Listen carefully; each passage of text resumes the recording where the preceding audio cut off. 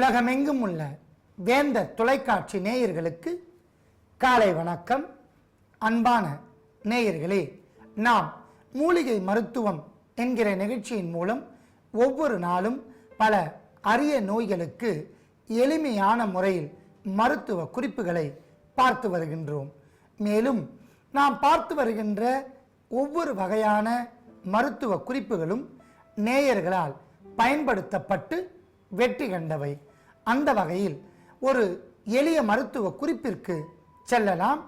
அதீத உடல் எடை குறைவதற்கும் தொப்பை குறைவதற்கும் ஒரு எளிய மருத்துவ குறிப்பு. ஓவர் ஃபேட்டினஸ் வித் பாட் பெல்லி என்று சொல்லக்கூடிய தொப்பை தன்மையும் அதீத உடல் எடையும் இரண்டையும் ஒரு சேர குறைப்பதற்கான ஒரு மருத்துவ குறிப்பு. பொதுவாக இந்த நோய் ஏற்பட்டால் அதற்கான அறிகுறிகள் என்னவென்று பார்க்கலாம். வயிற்று பகுதி அதிகமான முறையில் ஊதி தொப்பைத்தன்மை ஏற்படும்.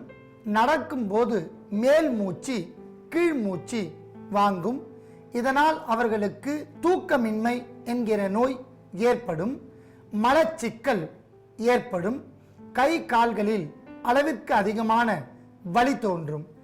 இதற்கான காரணங்கள் ட்ரைகிளிசரைட்டிஸ் என்று சொல்லக்கூடிய அதீத கொழுப்பு சத்து உடலில் தேங்கி நாளடைவில் உடல் பருமன் அதிகரிப்பதற்கு காரணமாக அமைகின்றன.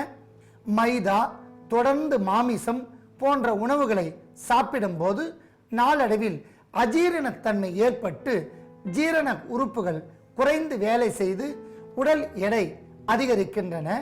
தேவையற்ற கொழுப்பு சத்துக்கள் மிகுந்த உணவுகளை சாப்பிடும்போது உடல் பருமனும் கொழுப்பு சத்தும் தொப்பை தன்மையும் ஏற்படுகின்றன. அன்பான நேயர்களே, இந்த நோயை எளிமையான முறையில் போக்கிக் கொள்ளக்கூடிய சில எளிய வழிமுறைகளை பார்க்கலாம். தினம்தோறும் காலை மாலை இருவேளையும் நடைப்பயிற்சி பயில வேண்டும். ஒரு குருவிடம் இருந்து யோகாசனங்கள் கற்றுக்கொண்டு முறையாக செய்து வரலாம். வஜ்ராசனம் மிக சிறப்பு மற்றும் சர்வாங்க ஆசனமும் நன்மையை தரும். இவற்றோடு இல்லாமல் நடைப்பயிற்சியும் மேற்கொள்ள வேண்டும். அடுத்ததாக உணவு முறையில் கட்டுப்பாடு மிகுந்த அவசியத்தை ஏற்படுத்துகின்றன. இவையெல்லாம் செய்தால் இந்த தொப்பைத்தன்மையும் அதிக உடல் எடையும் குறைத்து கொள்ளலாம். அதையும் தாண்டி இந்த நோய் ஏற்பட்டால் அவற்றை முற்றிலும் நீக்கிக் கொள்ளக்கூடிய மருத்துவ குறிப்பிற்கு செல்ல போகின்றோம். அதற்காக இன்று நாம் எடுத்துக்கொண்ட மூலிகை அகத்திக்கீரை. கரீரம் என மாற்று பெயரால் அழைக்கப்படுகின்றன. அகத்திக்கீரை செவ்வகத்தி, வெள்ளை அகத்தி என இரண்டு வகைகள் நமக்கு கிடைக்கின்றன. அகத்திக்கீரை கால்நடைகளுக்கு அற்புதமான தீவனமாக பயன்படுகின்றன. குறிப்பாக பசுக்களுக்கு அற்புதமான மருந்தாகவும் பயன்படுகின்றன. மனிதர்களுக்கு எண்ணற்ற மருத்துவ பயன்களை தருகின்றன. கண் பொங்குதல், கண்களில் அழுக்கு தேங்குதல், அதீத உடல் உஷ்ணம் இவைகளுக்கு அகத்திக்கீரை தைலத்தை செய்து தடவி வந்தால் படிப்படியாக குறையும். மைக்ரேன் என்று சொல்லக்கூடிய ஒரு பக்க தலைவலிக்கு செவ்வகத்தி தைலம் ஒரு அற்புதமான பலன்களை தரும். இரத்தத்தில் ESR என்று சொல்லக்கூடிய எரித்ரோ செடிமெண்டேஷன் ரேட் இவைகளை படிப்படியாக குறைக்கும். ட்ரைகிளிசரைட்டிஸ் என்கிற கொழுப்பு சத்தை குறைக்கும். உடலில் தங்கியுள்ள அழுக்குகளை வெளியேற்றும். நஞ்சுக்கடி, விஷம் இவைகள் உடலில் பாதிப்பை ஏற்படுத்தினால் அவற்றை முறியடிக்கும். அகத்திக்கீரை அற்புதமான பலன்களை கொண்டது. உடலுக்கு மிகுந்த நன்மை தருபவை. இது மலச்சிக்கலை போக்கும். ஆனால் மாதம் ஒரு முறை மட்டுமே இக்கீரையை உணவாக எடுக்க வேண்டும். தொடர்ந்து எடுத்து வருவதனால் நமக்கு பக்க விளைவுகள் ஏற்படும் என்பதால் மாதம் ஒரு முறை எடுப்பது மிகுந்த நற்பயன்களை தரும். இந்த அகத்திக்கீரையை எடுத்து தேவையான அளவிற்கு தூய்மை செய்து இலைகளை மட்டும் பறித்து வைத்துள்ளோம். அடுத்ததாக நாம் எடுத்துக்கொண்ட பொருள் பூண்டு. மலைப்பூண்டு, கல் பூண்டு, பூண்டு என பல வகைகள் நமக்கு கிடைக்கின்றன. பூண்டு ஒரு கிருமி நாசினி. கொழுப்பு கட்டிகள், ட்ரைகிளிசரைட்டிஸ் என்று சொல்லக்கூடிய கொழுப்பு சத்து சுரப்பிகளின் முறையற்ற சுரப்புகள் இவைகளை சீர் செய்யும். இரத்த கட்டிகளை சரி செய்யும். பிளட் த்ராம்போசிஸ் என்று சொல்லக்கூடிய நிணநீர் கட்டிகளையும் சீர் செய்யும். இரத்த புற்றுநோய் கட்டிகள் வராமல் பாதுகாக்கும். இருதயத்தை சுத்தப்படுத்தும். இருதய அடைப்பு ஏற்படாமல் பாதுகாக்கும். இரத்தத்தில் இருக்கக்கூடிய பித்தத்தை தணிக்கும். இரத்த பித்தம், சீத பித்தம், ஆர்டிகேரியா இவைகளை போக்கும். அஜீரணத்தை நீக்கும். ஜீரணத்தை தூண்டும். அபான வாயுவை வெளியேற்றும். மலச்சிக்கல் வராமல் பாதுகாக்கும். இவ்வாறு எண்ணற்ற மருத்துவ பயன்கள் கொண்டதால் நாம் பூண்டு பற்களையும் எடுத்து வைத்துள்ளோம்.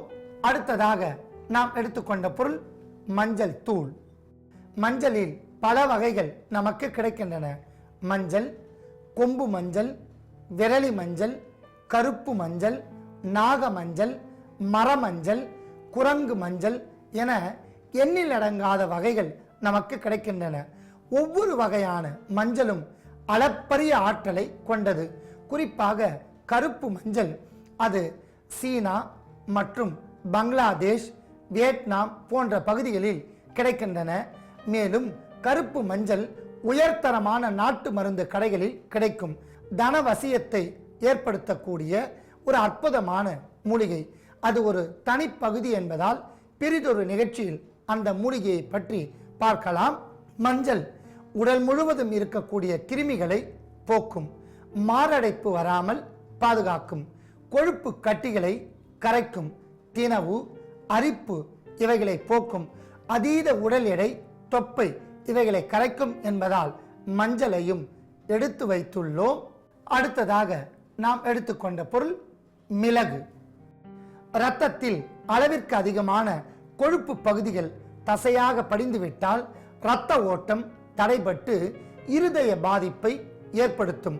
அந்த இரத்தத்தில் இருக்கக்கூடிய கொழுப்பு கட்டிகளையும் கிருமிகளையும் நீக்கி முறையற்ற கொழுப்பு கட்டிகள் வராமல் தடுத்து நிறுத்தி உடலுக்கு ஆரோக்கியத்தையும் இரத்த சுத்தியும் ஏற்படுத்தி சளித்தன்மையை கரைத்து அற்புதமான மருந்து பொருளாக பயன்படுவதால் நாம் மிளகையும் எடுத்து வைத்துள்ளோம். அடுத்ததாக நாம் எடுத்துக்கொண்ட பொருள் சீரகம். சீரகம் ஒரு கிருமி நாசினி. உயர் இரத்த அழுத்தம், குறை இரத்த அழுத்தம், லோ பிபி, ஹை பிபி இவைகள் நீக்கும். மேலும் உடல் முழுவதும் இருக்கக்கூடிய பல வகையான வலிகளை போக்கும். இது ஜீரணத்தை தூண்டும். அஜீரணம் வராமல் பாதுகாக்கும். சீத பித்தம், இரத்த பித்தம், இளநரை ஏற்படுதல் இவைகளை தடுத்து நிறுத்தும். அதோடு மட்டும் அல்லாமல் பொடுகு தொல்லை வராமல் பாதுகாத்து தொப்பையை படிப்படியாக குறைத்து கல்லீரல், மண்ணீரல் வீக்கத்தையும் போக்கும் என்பதால் நாம் சீரகத்தையும் எடுத்து வைத்துள்ளோம். அன்பான நேயர்களே, ஒவ்வொரு பொருளையும் தனித்தனியாக எடுத்து வைத்துள்ளோம். எடுத்துக்கொண்ட பொருட்களின் அளவுகள் அதீத உடல் எடை பருமனையும் தொப்பையும் நீக்குவதற்காக நாம் செய்ய போகின்ற மருந்தின் செயல் முறைகளையும் சிறிது இடைவேளைக்கு பிறகு பார்க்கலாம்.